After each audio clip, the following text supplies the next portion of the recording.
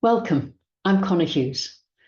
Let's take just a few glimpses at the reality of the court preparation programme. I want to start with the contribution to teaching in small age-based groups when the dogs get involved.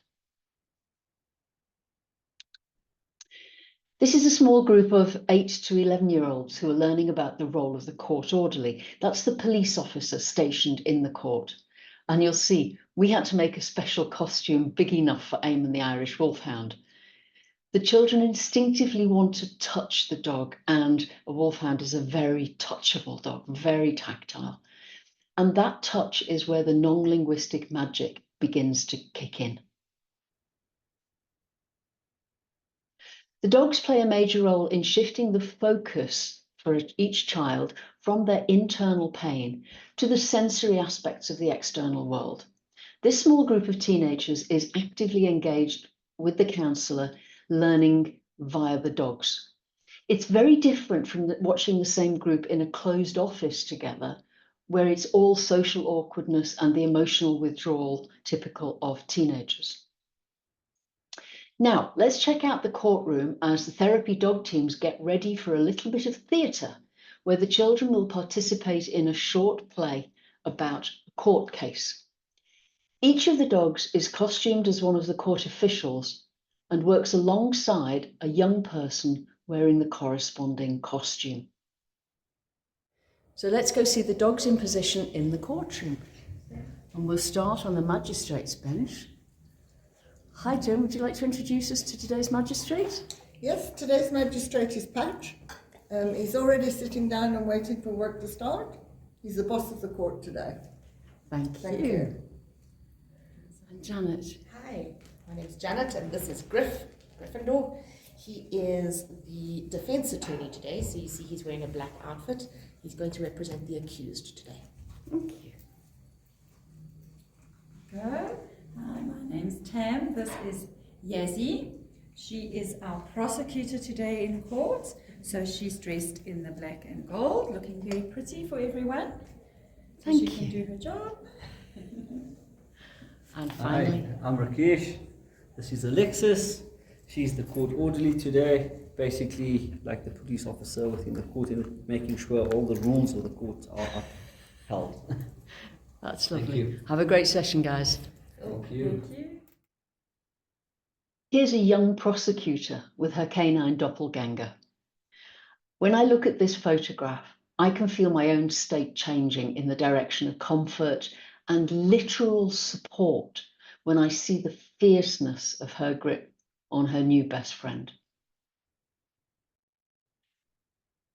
Taking your favourite pup for a walk can change even these institutional corridors into fun places, places the children start to look forward to visiting.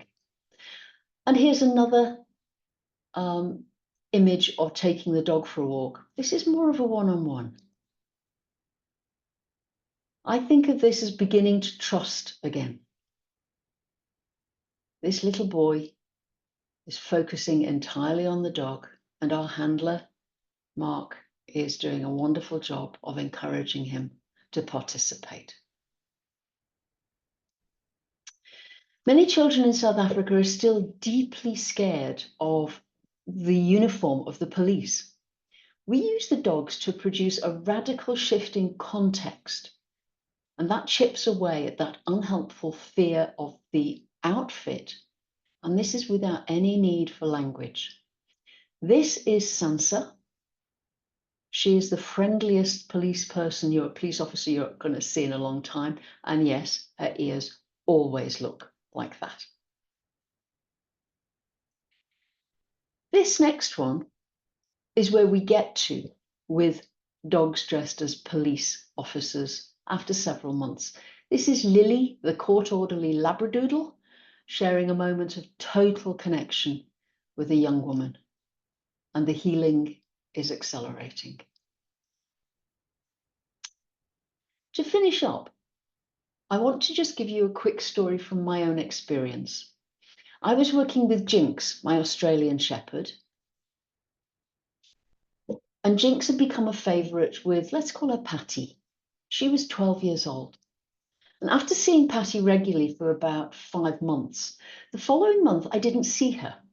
Then I spotted Patty. She was standing alone right at the end of a corridor with her back to the wall, and she was staring silently at the floor. Her physiology was utterly internal and withdrawn. She didn't even seem to hear anything that was going on around her. And believe me, when the dogs are present, that they do tend to make for loud and joyful sounds in the background. Patty's eye accessing cues were totally downward, and I guessed she was in a strong internal K-. It was certainly extremely strongly internalized. What I did was I sat Jinx down pretty much on Patty's feet, and then my dog and I waited. It took a minute or so. Then Patty had the dog in her eye line because she was looking down, and she slid down the wall with her back against the wall until she was squatting right next to Jinx. And at that point, a little bit of magic happened. Patty slowly reached out and put her hands on Jinx, and they looked each other in the eye. And then they stayed transfixed like that for over 5 minutes. There was hardly a movement. Something happened at the end of 5 minutes, and they both shifted their positions. Jinx shook herself like dogs do, and Patty looked up at me with the smallest of smiles. As I squatted down to come on a level with Patty, this is the moment we caught on camera where she came back to the external world. Patty wasn't yet smiling and chatting like I knew she could, but she had moved from internal pain dominating her entire attention and awareness to external interaction. It really was quite magical. We've seen this phenomenon several times. We've come to call it silent processing. And my guess is that it is a form of non-linguistic, shared, therapeutic trance. Some wonderful stuff when you watch carefully. If you would like to know more about Top Dogs Therapy Dogs, please visit our website at www.therapytopdogs.coza. And if you'd like any more information about my own work supporting NLP trainers who want to be in league with the future, as I would say, please visit us at www.crsquared.coza or drop me a line on conor.hughes@crsquared.co.za. Thanks for watching.